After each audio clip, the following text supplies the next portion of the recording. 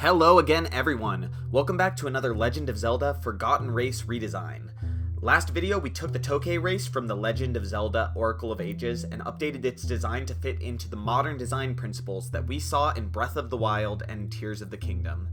We took a look at how these games used fashion and individualization to make the Zora more diverse and specific, how they made the Rito into a more defined animalistic race, rather than the humans with beaks look from Wind Waker, and how the Gorons made extremely conservative progress to make them look a little more unique. We then took those principles and applied it to the fairly one-dimensional design of the original Tokay species.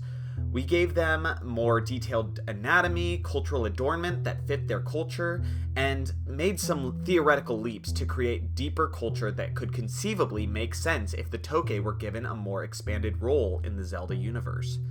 Today, we are going to take on redesigning the Picori or the Minish race from the Legend of Zelda the Minish Cap. When I played this game for the first time, I was totally charmed by the Picori. Their design is already super cute and appealing, referencing Scottish brownies, German Heinzelmännchen, I'm sorry, I definitely got that wrong, and the Ainu people's Koropok Guru. I could never tell if they were supposed to be little humans with feather tails or if they were supposed to be a little mouse-like, but honestly, they were just so cute that it didn't even matter.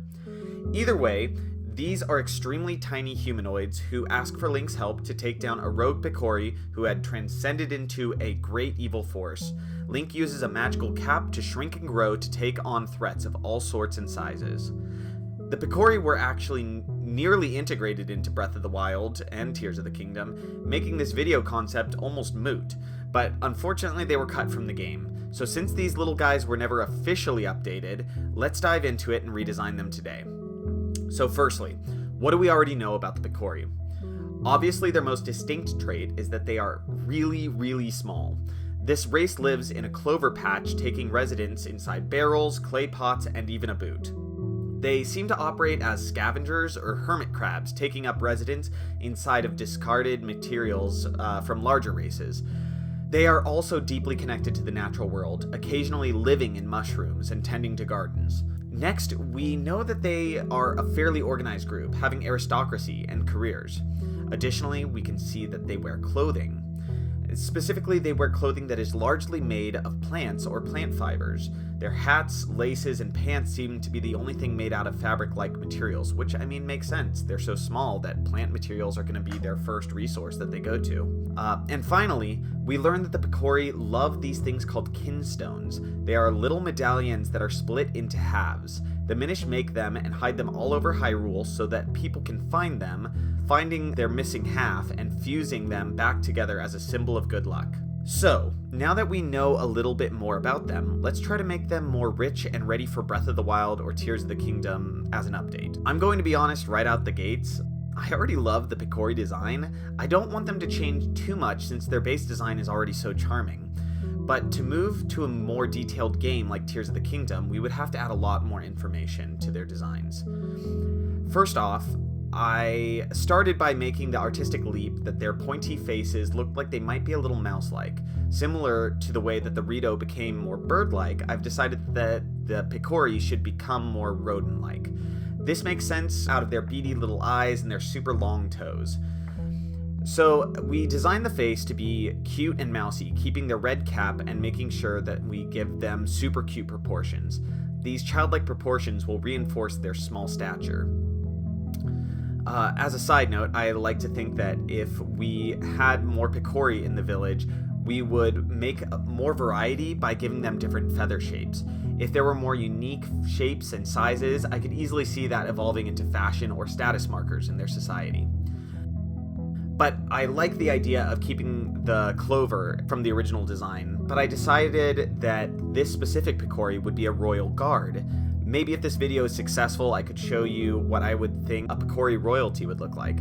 For now, I have this little guy holding the clover like a pike on patrol. Next, I wanted to dress our Picori guard in his outfit. I love the idea of most of their clothing being made from fresh foliage. This sounds super appealing, but it does add difficulty from a world-building perspective. Fresh foliage clothing wilts and decays quickly.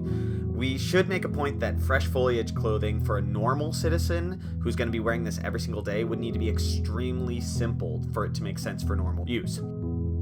I've decided a leaf tunic with a bib, grass limb wraps, and with sleeves would be appropriate, with his hat, belt, and pants being made of woven plant material. Finally, let's color this little guy. I love the original color palette, so I left it pretty much as is. I left the shadows to mostly cast down from the clover, but other than that, we are about done. So this Picori Royal Guard is also decked out with his own personal kinstone around his neck.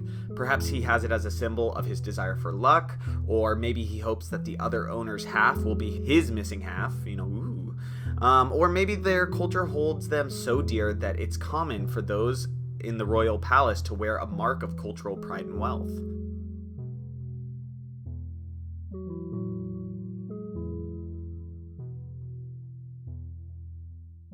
But here he is.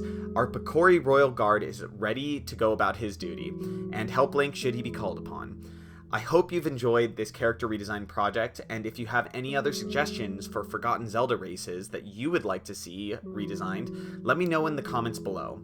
Please don't forget to like and subscribe for more design videos, and don't be afraid to reach out on my socials to share any of the designs that you're working on. Have a good day, everyone. Keep designing.